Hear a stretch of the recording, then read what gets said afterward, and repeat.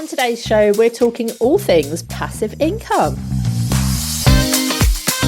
Welcome to another episode of JFDI with the two Lauras. This is the podcast where we share tips, ideas and advice on helping freelance social media managers to work with amazing clients, get them great results and create a business that pays really well. On today's show, we're debunking the passive income myth and sharing some alternatives that do work. Whenever we're recording these episodes, we're always wondering who will be listening to the show. So we'd love to hear from you. Drop into our DMs or tag us in your stories to let us know you're listening to this episode. And of course, feel free to leave us some cheeky reviews too. Alrighty, let's go straight in then with what the hell is passive income, Laura Davis? Passive income is money that you can get but you don't actively work for, is a definition. Okay, so basically, like, it's not a thing. It's not a thing. Exactly. There we go. End of the podcast. So it's basically the interest in my bank account. Well, yeah, but you could argue that you've had to work to get the money in there in the first place. Well, true, and choose the right bank account. Yeah. Now, there are some ways that you can get passive income, but true passive income is where just money falls from trees, basically. But even people who say they have a passive income, they have had to work to get to that point. So it's not passive. Yeah, and I think that's the problem, isn't it? People don't explain that. No. They're like, oh yeah, create a course and you'll just have money flowing into your bank account. If that was true, Laura and I wouldn't have a podcast because we would be sunning ourselves somewhere because we've had many a course. Yeah, we'd be on our yacht. That's not how it works. Oh, yeah. Yeah. Probably would be. That's the wheelchair yacht coming into play again. Yeah. There's such a gap in the market for that. If I had a bit of money to invest, I would be investing in an accessible yacht.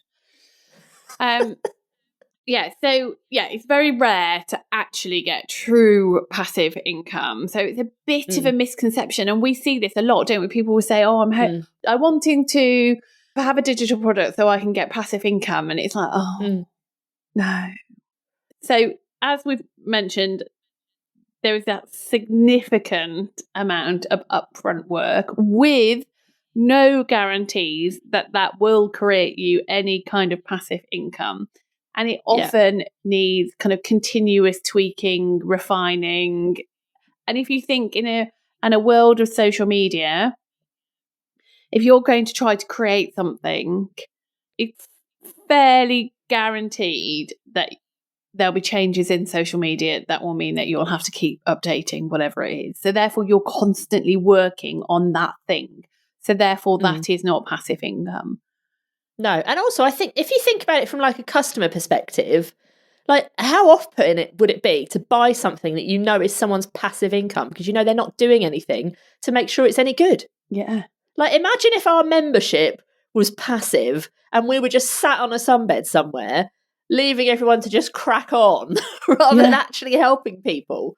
Like where would the value be in people actually buying that? They wouldn't. And you would automatically assume they've made it in 2012 about Instagram and then they've never done anything about it. Yeah. And like, don't get us wrong, there are some courses that we've bought that have been clearly created like a long time ago about Pinterest and whatever, and then never updated, despite being from very big name people, despite them talking about the passive income bandwagon. And it's very clear that they've never bothered to update their course. And we don't want to be going down that route. Yeah, there were whole parts of the course that were not relevant, and it was missing all these new features that had been around. It wasn't like there was a new feature that just came out last week. The new features had been around a long time, and even I knew that. Yeah, it wasn't in it, but they didn't care. And I even messaged them saying, "Do you have anything more? Because you're missing a bit." And I didn't even get a reply. Yeah. So, like, you know, if you want to do passive income that way, you crack on, but you will end up with a very bad reputation. Yeah. And, you know, you'll be spoken about on a podcast somewhere where people are talking about passive income and actually naming names. We don't want that. Let's go down the good route. So what can we do instead then? So it would be worth us starting off by talking about how we would always recommend that freelance social media managers have some variety in their income streams. So we have the Offer Triangle framework, which helps you as a freelance social media marketer to build a business that isn't just reliant on an income from client work. So it removes the risk and it encourages you to have client work. So, I can never explain this, Laura. You're going to have to do it. You're going to get me to do it again, aren't you? Okay, so here we go. Picture in your mind a triangle. At the top of the triangle, you have got your management services. So these are like your long-term clients. You could probably only have a handful of those people. They're like, quite intense time-wise. You then have your one-to-one clients, which are people who you might be doing, for example, power hours with. You might offer them VIP days or consultancy. You might write a strategy or an audit. It's those people you're working one-on-one with, but probably only for one thing, like not on an ongoing basis. And then you've got your group offers, and that's what we're probably going to be talking about now. And your group offers are what people would tend to think of as passive income, because you are creating something once and then selling it to a lot of people, like a digital product, for example. So the group offer is like the thing that is the scalable thing in terms of how many you can sell, whereas your one-to-one and your management services in your offer triangle, time-wise, you can't scale those, but you could scale them in terms of increasing your fees. So there's different ways that you can make money and bring money into your business. Perfect. So, yes, we're going to focus on, as Laura alluded to, focus more on digital products here. So this is, I guess, as close to passive income as you're going to get, but it's still miles away. Yeah. It's, you can maybe see it on the horizon, but that's as close as you're going to get to passive. Because do you know what? I always wonder, who was it that decided that they would start talking about this stuff as passive income? Because they've got a lot to answer for. Oh, I know. I'd love to go and find out who it was. I digress. It makes people feel like this is this easy answer, and it isn't an easy answer. If it was an easy answer, we, as you've said, we wouldn't be here for starters. No. So, so the ways in which we can try to get some money into our business that's maybe scalable and you can generate income whilst you're still working on your client work is things like your digital products. So, for example, some mini courses, and you can get sales. I was going to say get sales whilst you sleep, but which sounds really wanky. But actually, it's true, isn't it? You can, if you set up the right systems and processes and are prepared to test and do lots of different things to try to get that to work, if you find that sweet spot, then you can totally make sales whilst you sleep. Okay, so you're all on the edge of your seats now thinking, well, hello, this sounds like what I need. So let's just tackle some of the ways in which people can do that. So you've created your digital product, your mini course, whatever that may be. How can you get sales whilst you crack on with your client work? Number one. So number one, and I don't think these are in any specific order, just to put that out there. But number one, what you want to think about is, what can you set up now so that someone can be seeing that thing whilst you are asleep, or whilst you are on a beach, or whilst you are doing whatever it is. The washing. And so it's going to be this. Yeah, exactly. Whilst you're doing the washing, whilst you're walking the dog, it is going to be those automated things. And email marketing is always our go-to when it comes to automations. And like everyone knows, I love writing an email or two. So email marketing is something that we lean on pretty heavily. And I would definitely recommend this. If you want to create this non-passive, passive income, then it's that work up front that you would do, that you would write these email marketing automations. So it's like a series of, I don't know, say 5 to 10 emails that talk about your product in loads of different ways that everybody goes through. So what would typically happen is when somebody joins your email list, it's normally because they've downloaded like a lead magnet, or maybe they've bought something from you and then they've gone into your email system. And they would then go through some sort of email sequence that helps them to get to know you. And then you would put them into like a sales sequence, a sales automation. And that's where you can start to get those sales from. But it isn't passive, because you have to spend time writing those emails. You have to spend time setting up those automations. You then have to spend time looking at the data from those automations and making tweaks to see if you can get more people to click through, to change your sales page so that what they our landing on is converting better, and making sure that the checkout's working and all of those things that are happening behind the scenes. So it's not just a case of setting up an email automation, turning it on, jobs are good and you're going to make $1 million. Unfortunately, that isn't the case. But without email marketing automations, you'll make even less. So email marketing automations are so valuable when it comes to this scalable income. Yeah, it's very much that constant testing, refining. Like a lot of what Laura and I do on a day-to-day is redoing things, isn't it? Behind the scenes, we're rewriting emails, we're adding new ad creators, we're constantly kind of testing and trying to find, if we do this, if we say this, does it make a difference? I'm constantly on Clarity, Microsoft Clarity, which is looking at how people behave on our sales page. Not that I ever come up with any profound feedback, but I quite like doing it. You're just a stalker, basically, is what you're saying. I like catching up the people who copy and paste our blogs. That's my favourite thing to do. And it's constant, isn't it? And there's never, we have not, and we've been in business over 5 years now. There has not been a point where we've gone, we've nailed that.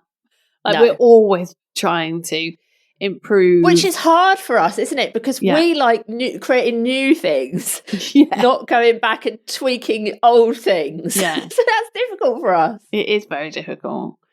But email marketing, I know we harp on about this a lot, but it's you as like freelancers. I think we, especially social media marketers, we think, I'm a social media marketer, I can just do everything on social media. But you are building your business on someone else's land to start with. But actually, email marketing can be a brilliant converter for people, especially if you're going to be selling things like digital products. If you have availability for your one-to-ones, your audits, your strategies, and also just to tell your list you have got availability for a client, it's often easier to do that on email because people are they're intentional about opening an email, aren't they? Not like they go on social media and they're just scrolling and you're fighting for their attention with your content. When they open your email, they've intentionally opened your email to hear what you've got to say. And that it just catapults you just further up that kind of buying process in their mind or your audience's mind. So don't neglect your email. And we've got loads of other podcasts and resources about emails and lead magnets, etc. So do go and have a listen to those if that's something you need to work on. Yeah, I think also there's one thing that people don't realise about email marketing. When you work in social, right, you're creating content and say a post that you put out today, somebody might see it today, but it's unlikely that somebody who comes across you in 3 months from now is going to see that post unless you repurposed it, or they scrolled back enough.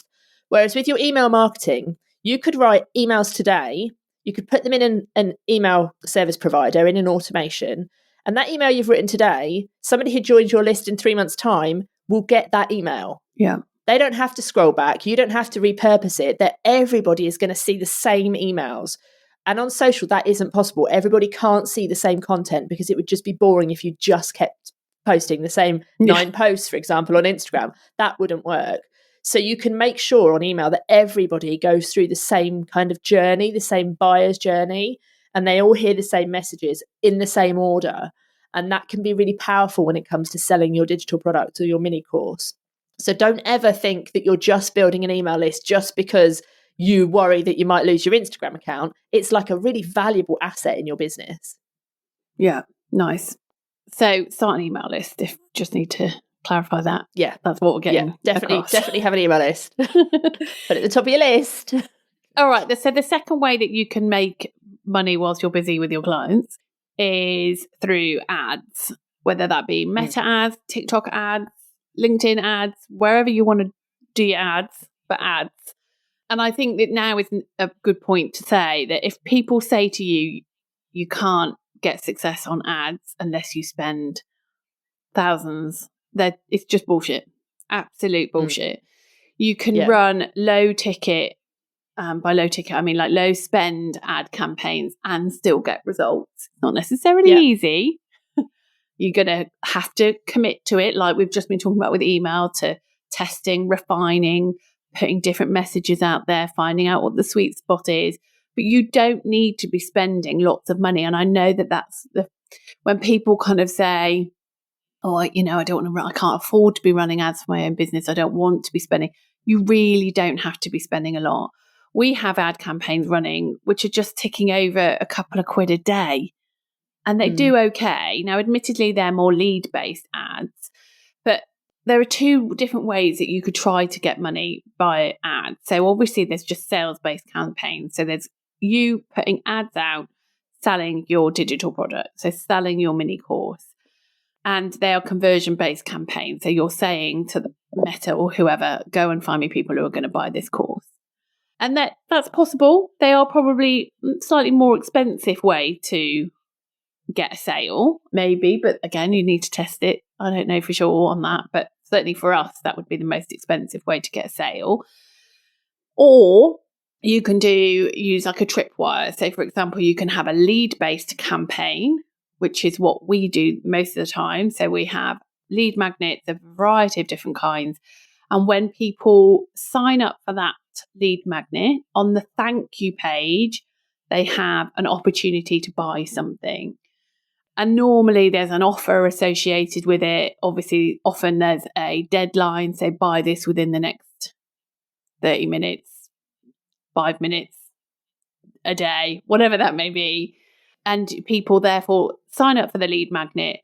Then they buy your mini course, your digital product on that thank you page. So therefore you're making money from your ads. Now, some people would call this like a self-liquidating offer because really you're just making whatever you're spending on your ads.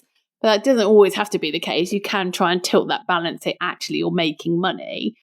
But also, I guess this is where the first 2 points collide in that, yes, you can run a lead campaign, ad campaign.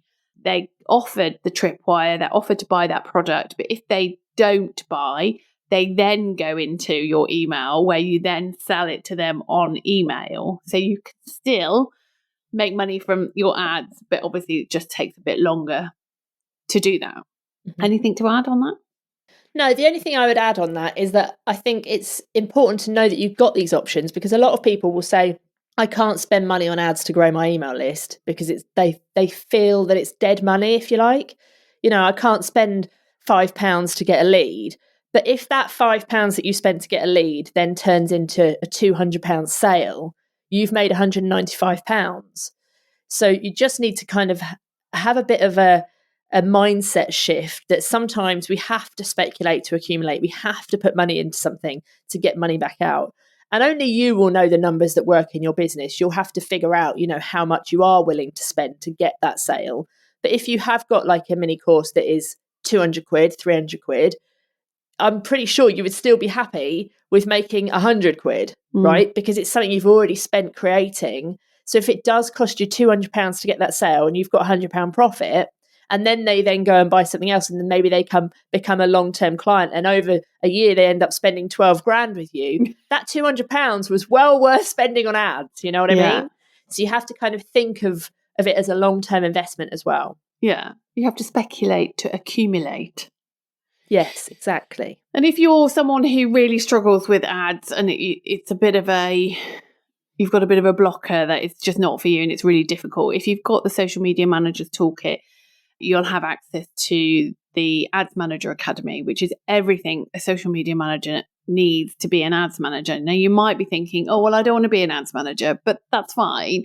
But that course is going to teach you everything you need to be able to sell your product. So even if you don't want to do ads for other people, it's enough that it will teach you absolutely everything so you can, grow your email list or preferably make some money from your tripwires or what have you. Nice. Okay, the third way, which is probably less spoken about, and it's something that we've done in the past, is using ManyChat, and there are other options available. This podcast is not sponsored by ManyChat. Unfortunately. Yeah. So using something like ManyChat to get people to buy from us. So you can't get a sale through ManyChat as a tool, but you can get people to a sales page to make that purchase. And that obviously relies on you having good social media marketing, which obviously should come naturally to you all. to get people Which obviously isn't passive. Again, it's not passive. But then that will fire your ManyChat bot to then take you through a process of trying to sell a particular product or service.